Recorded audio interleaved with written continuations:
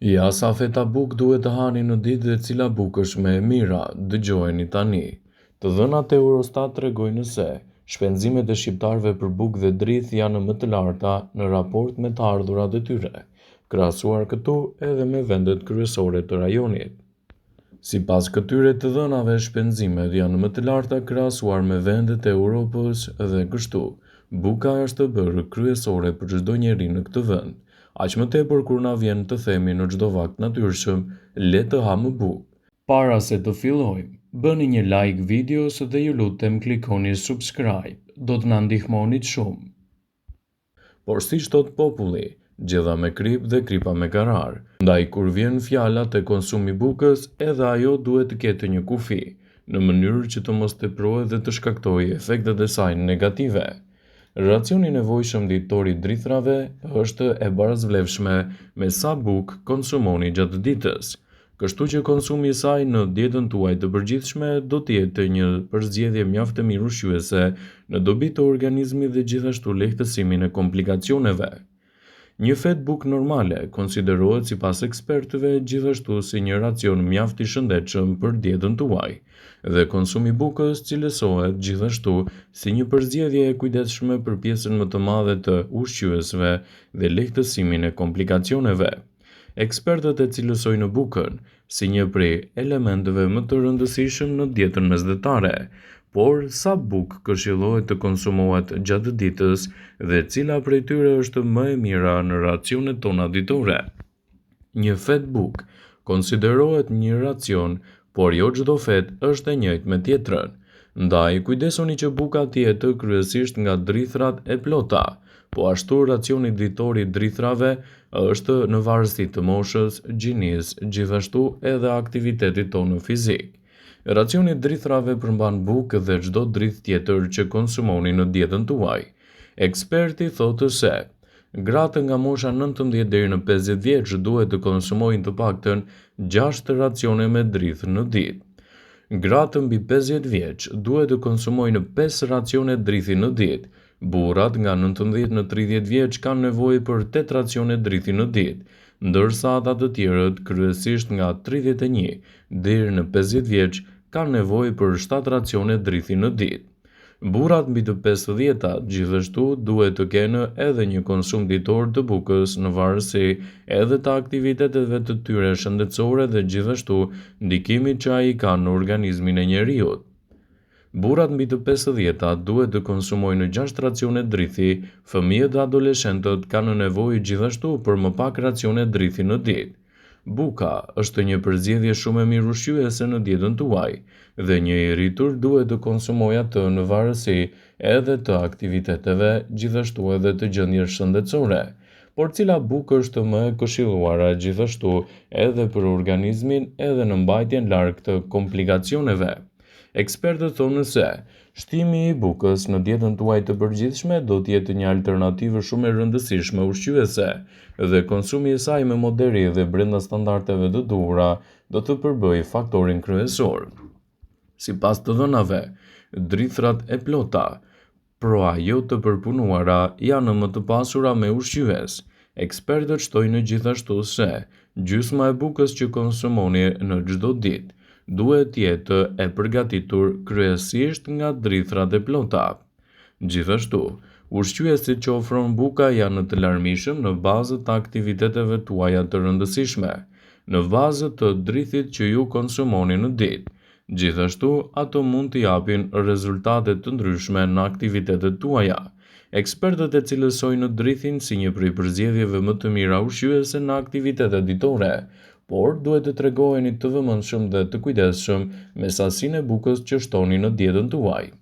Një nga bukët më të rëndësishme për të gjithë personat edhe për ata që kanë probleme me glutenin mund të jetë gjithashtu edhe konsumi i bukës së misrit. Mistri mund të cilësohet gjithashtu si një nga produktet më të rëndësishme për personat që kanë probleme me kolesterolin. Pasi ul ndjeshëm nivelin e yndyrës, ai luan një rol në prodhimin e energjisë trupore të njeriut. Mistri është një burim i vërtet i proteinave dhe vitaminave. Në një studim të bërë tek meshkujt të cilët kishin kolesterol të lartë, pas një trajtimi me produkte të mira të misrit si dhe ushqime të varfra në yndyrë, u arritën në rezultate mjaft të kënaqshme në dobi të shëndetit. Mistri është një nga burimet më të mira të energjisë, sepse përmban gjithashtu vitaminën B, të domosdoshme për shëndetin e njeriu dhe lehtësimin e komplikacioneve të tij. Në vendin tonë një përdorim të veçantë ka zënë buka e mistrit, që gjithmonë është rekomanduar për njerëzit të cilët kanë probleme edhe me hipertensionin dhe luhatit të theksuara të shëndetit të tyre. Rezultate më të mira do t'i japë mistri kur kombinohet gjithashtu edhe me bukën e kosit, por gjithashtu ai mund t'japë rezultate fantastike kombinimi bukës së mistrit me kos, që mund të ndikojë në reduktimin e niveleve të larta të yndyrnave dhe gjithashtu në përmirësimin e dur të imunitetit tuaj. Ndonjëherë harrojmë se sa e teprojmë me konsumin e bukës. Njerëzit që janë intolerant ndaj glutenit ose vuajnë nga sëmundja celiake, por nuk janë të vetëdijshëm për këtë, shpesh ndihen të fryrë dhe gjithmonë mund të kenë probleme të shkaktuara edhe në rritjen e problemeve të tilla. Ata gjithashtu mund të kenë problem për të shkuar në tualet, sepse zorrët e tyre janë të bllokuara. Mund të jenë gjithashtu intolerant ndaj glutenit, mund të kenë gjithashtu një ndjeshmëri shumë të lartë kur konsumojnë grur ose drithra të tjera. Dhe buka e mistrit mund të jetë një përzgjedhje shumë e mirë ushqyese në rastin e tyre. Nuk është e këshillueshme që buka e blerë në dyqan të qëndrojë në frigorifer. Molekulat e nisë shtesë në bukë rikristalizohen shumë shpejt. Në temperaturë të ftohtë bëjnë që buka të bajatet shumë më shpejt, sidomos kur e vendosni atë edhe në frigorifer. Konsumi i bukës në racionet tuaja ditore do të jetë një përzgjedhje shumë e mirë ushqyese në rastin tuaj. Ekspertët cilësojnë bukën e përbërë nga mistri si një prej përzgjedhjeve më të mira që mund ta konsumoni vazhdimisht në dietën tuaj dhe gjithashtu të evitoni edhe fryrje dhe problemet e tretjes. Ka dhe nga ata persona që e konsumojnë bukën me makarona, me oriz, me shalqi dhe me shumë produkte të tjera të cilat ndikojnë drejt për së drejti në aktivitetet e tyre shëndetësore. Por reduktimi i konsumit të saj mund të sjellë disa përfitime të rëndësishme në mbrojtjen e organizmit. Një ndër to është edhe reduktimi i kilogramëve të tepërt. Buka është e pasur me karbohidrate, dhe kur e teproni me konsumin e saj është sigurt që do të shtoni në peshë. Trupi ruan karbohidrate në formën e glikogenit dhe ndodh për shkak të këtyre karbohidrateve, trupi të përmbajë një sasi të madhe të ujit. Çdo gram karbohidratesh në trup bën që trupi të mbledh 3 deri në 4 herë më shumë ujë. Prandaj, nëse shmangni gjithashtu konsumin e bukës, një nga përfitimet më të mëdha është edhe rënja e kilogramëve të tepërt. Do të ndjeheni vazhdimisht të uritur. Buka e bardhë është plot e përplot me karbohidrate të përpunuara, gjë e cila çon në rritjen e papritur të sheqerit në gjak dhe më pas bie. Këto ndryshime të papritura bëjnë që trupi të dërgojë sinjale të shpejta të paqarta mbi nevojën për të ushqyer pas një ndjenje të madhe të urisë. Do ju rritet energjia dhe do ju përmirësohet gjithashtu niveli i tretjes. Buka e bardhë nuk përmban fibër të pafavorshme që ndikon në funksionet normale të zorrës, por edhe të tretjes. Shpesh konsumi i bukës së bardhë mund të shkaktojë probleme të kapslëkut, probleme me tretjen dhe kjo nuk do të thotë që buka duhet të eliminohet me patjetër nga dieta juaj.